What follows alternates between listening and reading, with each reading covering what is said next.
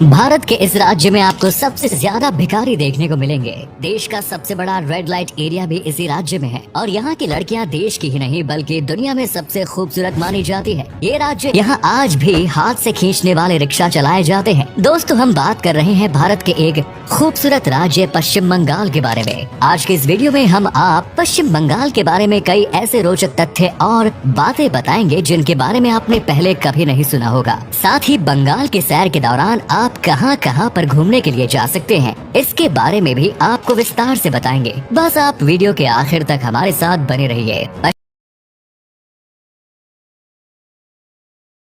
पश्चिम बंगाल भारत का आबादी के लिहाज से चौथा सबसे बड़ा राज्य है। इसकी जनसंख्या 10 करोड़ के करीब पहुंच गई है। वहीं इस 752 वर्ग किलोमीटर है। इसकी जीडीपी की बात करें तो ये 200 बिलियन डॉलर्स के आसपास है। बांग 78% है। ये राज्य अपनी सीमाएं भारत में उड़ीसा, झारखंड, बिहार, असम और सिक्किम के साथ साझा करता है। तो वहीं अंतर्राष्ट्रीय तौर पर इस राज्य की सीमाएं बांग्लादेश, नेपाल और भूटान से भी लगती है। आप में से बहुत से लोग सोचते होंगे कि पश्चिम बंगाल का नाम पश्चिम बंगाल ही क्यों है, जबकि ये राज्य भारत के पूर्व में स्थित है। जबकि ईस्ट बंगाल नाम की तो कोई जगह भी नहीं है। असल में आजादी के बाद बंगाल का एक बड़ा हिस्सा ईस्ट पाकिस्तान बना दिया गया, जिसकी वजह से भारत के हिस्से को वेस्ट बंगाल नाम दे दिया गया। 7वीं शताब्दी के दौरान बंगाल को गौड़ के नाम से जाना जाता था, लेकिन बाद में यहाँ की मुख्य भाषा बंगाली के नाम पर इस राज्य का नाम बंगाल कर दिया गया।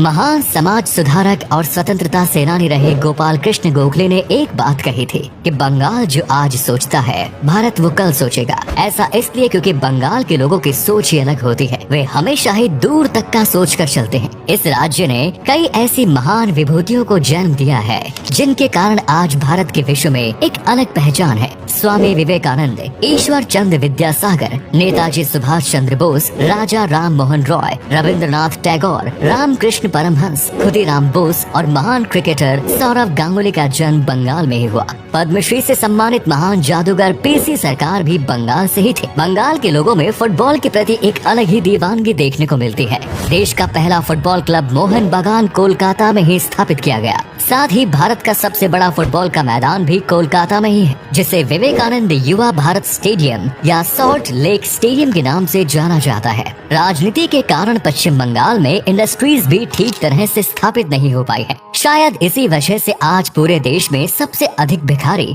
बंगाल में ही देखने को मिलते हैं। बंगाल भारत में चावल का सबसे बड़ा उत्पादक राज्य है। साथ में हैंडलूम और टेक्सटाइल के लिए भी प्रसिद्ध है। बंगाल के हस्तशिल्प के कारीगरों द्वारा बनाया गया सामान हर किसी को आकर्षित करता है। बंगाल में तात की साड़ी सबसे अधिक लोकप्रिय है। यहाँ की महिलाएं जो साड़ी पहनकर तैयार होती हैं, तो बड़ा की खूबसूरत लगती है। वैसे भी बंगाली लड़कियों की खूबसूरती के चर्चे तो बहुत दूर दूर तक है। सुष्मिता सेन, मौरी रॉय, बिपाशा बसु और रानी मुखर्जी जैसी तमाम बॉलीवुड अभिनेत्रियां बंगाल से ही ताल्लुक रखती हैं। इस राज्य का कला और साहित्य के क्षेत्र में अभूतपूर्व योगदान रहा है। आपको जानकर हैरानी होगी कि पश्चिम बंगाल में 5वीं क्लास से ही बच्चों को लिटरेचर और संगीत जैसे सब्जेक्ट्स पढ़ाने शुरू कर दिए जाते हैं। ऑस्कर सहित अन्य कई पुरस्कारों से सम्मानित महान फिल्म मेकर सत्यजीत रे भी पश्चिम बंगाल के ही रहने वाले थे। आज श्रेया घोषाल, अरिजीत सिंह और कुमार शानू जैसे बंगाल के कलाकार पूरी दुनिया में पश्चिम बंगाल का नाम रोशन कर रहे हैं। कोलकाता को पश्चिम बंगाल की राजधानी होने का गौरव प्राप्त है। पश्चिम बंगाल में क्राइम रेट काफी अधिक है। चुनाव के बाद मर्डर जैसी घटनाएं यहाँ पर और भी ज्यादा बढ़ जाती है। चोरी छिपे ह्यूमन ट्रैफिकिंग भी यहाँ होती है।